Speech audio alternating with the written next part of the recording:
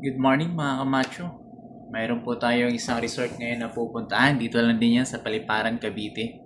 Paliparan, Dasmariñas, Cavite.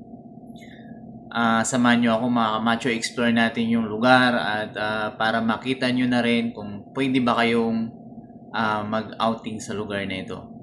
Pero isa lang ang masisigurado ko sa inyo mga kamacho, kung kasama nyo yung pamilya nyo, sa tingin ko naman goods yan. Prepare lang tayo mga kamacho. At paalis na rin tayo. Ayan. Iba ka talaga. See you mga kamacho. Ayan, sa wakas mga kamacho, nakarating din tayo dito sa Tubigan Resort. Okay, ito yung sinasabi ko sa inyo pupuntahan ko mga kamacho. Nasa entrance na tayo. So ayan mga kamacho, bubungad ka agad sa atin itong napakalaking dinosaur.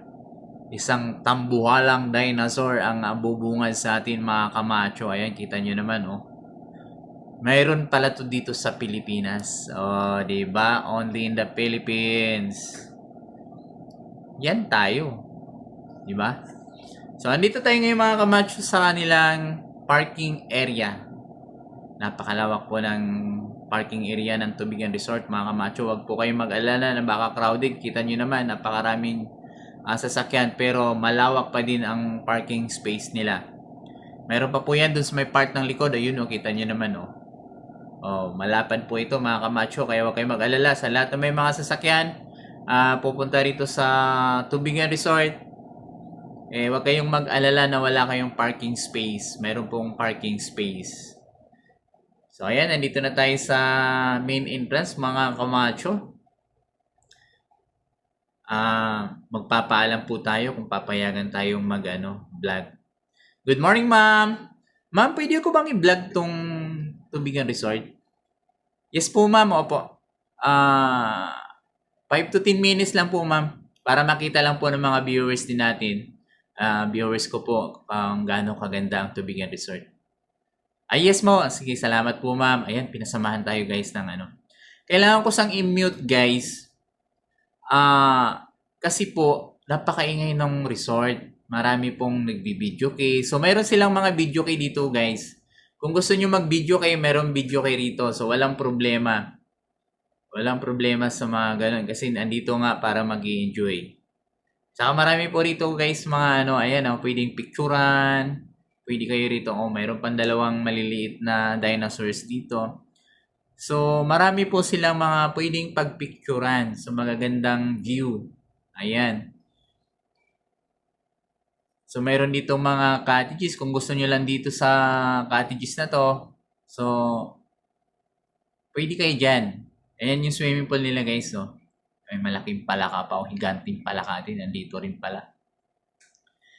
Meron na rin sila rito guys, sa lahat ng pangailangan nyo. Ayan, may tindahan sila rito ng sari-sari na rin ito. Lahat ng pwedeng naisip nyo, nandito na rin. So, wala na kayong alalahanin. Alright, kita nyo naman kung gaano kalalaki din yung kanilang mga kubo. Diba? Napaka-organized pa. So, ito guys, ito yung mga pambatang swimming pool. Meron silang parang white sand. Diba? May white sand pa si Tubigan Resort. Ayan din po yung pangalawa at pangatlong swimming pool. Ito yung pang-apat na swimming pool. At yung sa kabilang side, pang-limang swimming pool. Huwag kayong mag-alala guys. Mga kamacho, huwag po kayong mag-alala dahil marami pong mga nakabantay. Kita nyo yung mga naka-orange. Mga lifeguard yan. So sila po yung nagbabantay sa paliguan, sa swimming pool.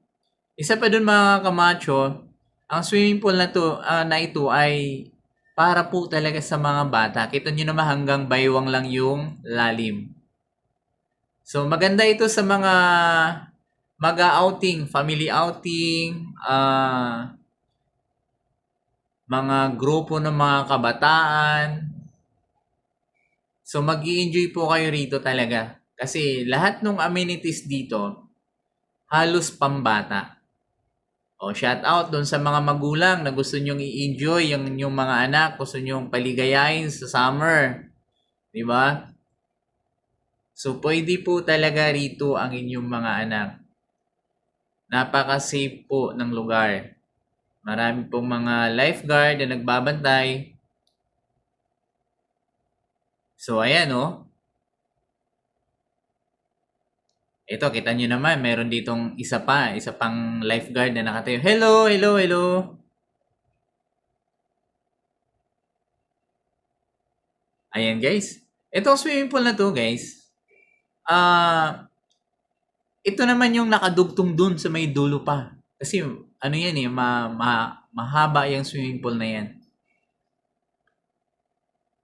So yun po yung binabantayan ni... Kita nyo naman guys, kung mapapansin nyo, yung swimming pool, kahit maraming tao, hindi siya crowded. Di ba? Yung mga bata, nagtatampisaw, ayun o, di ba? Pa isa-isa, meron pang tulay doon na parang sa binis. So, kulang na lang lagyan ng padlock. Ito yung pang adult swimming pool, guys. Ito lang side na to. Yan. Ayun no. O hanggang diyan sa may tali na yan, ito yung pang adult. Meron silang slide din. So, napakaganda. Kita nyo naman kahit pang adult yung pero kukonti pa rin yung kahit maraming tao, pero dahil sa sobrang dami ng swimming pool, na-accommodate lahat. Ito pa, meron pa sila ritong hidden waterfalls. Di ba? Ayan guys, kung gusto nyo rin dito sa swimming pools na tayo, napakaganda. Pwede rin kayo mag-picture dyan. Instagrammable pa. Di ba? May mga dolphin dito na nagbubuga ng tubig. Kita nyo naman, Yung part na to guys, kahit napakainit, hindi siya masyadong mainit kasi may mga puno, may mga nakapandong na mga puno ng kahoy. Ito, sa ilalim nitong bridge na to, sa ilalim ng tulay na to, guys. Malilim din, di ba? Ay, teka lang, te. Magiging picture bomber tayo rito. Photo bomber pala. So, yun yung kabilang side, guys. Pupuntahan naman natin yung kabilang side. So, ito naman yung kabilang side ng part ng Tubigan Resort. Kasi napakalawak ng Tubigan Resort, guys. So, ayun, may nakita tayo nagbabantay na naman dito na lifeguard. Ayan, mayroon silang pitong dala-dala. Ito dito, guys. Ito talagang masasabi mo, guys, na napaka-solid, napakaganda ng lugar. Napaka-organized ng lugar. Kita niyo mga kubo na dito sa kabilang side lang. Tapos marami rin kayong pagpipicturan, maraming amenities guys, maraming slide na pambata, may mga season na ginawa sila sa gitna ng swimming pool. Gusto nyo naman na magpapapicture, meron din dito sila yung pamilya ni Shrink, saka si Princess, sino ba to? Si Princess Diana ba to? Ayan. Si Shrink. Mayroon din sila ritong train guys na pwede nyong pwede kayong mag-rent or sumakay dyan. Ikot kayo dyan sa resort. Di ba? Meron sila ritong pavilion na bakante pa, guys. Di ba? Meron din sila, ayun, kita nyo naman, merong higaan doon na, ayan, Di ba? Parang yayamanin ang dating. Di ba? Kita nyo naman itong slide na to. Yung slide na yan, guys. Napakahaba niyan. Di ba? Slide ng pambata. Tapos meron din dito itong slide na to. Ayun, so sobrang dami ng mga bata kahit napakatindi ng araw. Nag-i-enjoy maligo. Nag-i-enjoy sa mga amenities. Kaya kung gusto nyo puntahan ito guys, dito lang din to sa Barangay Paliparan. Barangay Paliparan, Dasmariñas, Cavite. Ang entrance fee guys, 300 pesos. Ang kubo nila, ang mga kubo nila guys, depende po sa dami nyo. So, mayroon namang, halimbawa, ito 10 facts lang ang kasya sa sa kubo na yan. So, tas kung madami naman kayo, depende. So, may price yan. Kung gusto nyo makita lahat ng details, puntahan nyo yung FB page ng Tubigan Resort. Ayan. Para sa mas komprehensibo.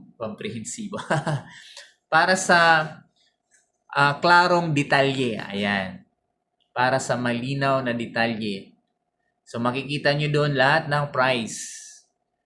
Presyo ng kubo, rooms. Kasi meron din sila mga rooms dito, guys. Siya nga pala, guys, ang Tubigan Resort, guys, ay tuloy-tuloy po na dinevelop at pinalaki ang kanilang resort. Sa katunayan, guys, mayroon pa silang tinatapos na mahabang slide. Sobrang taas ng slide.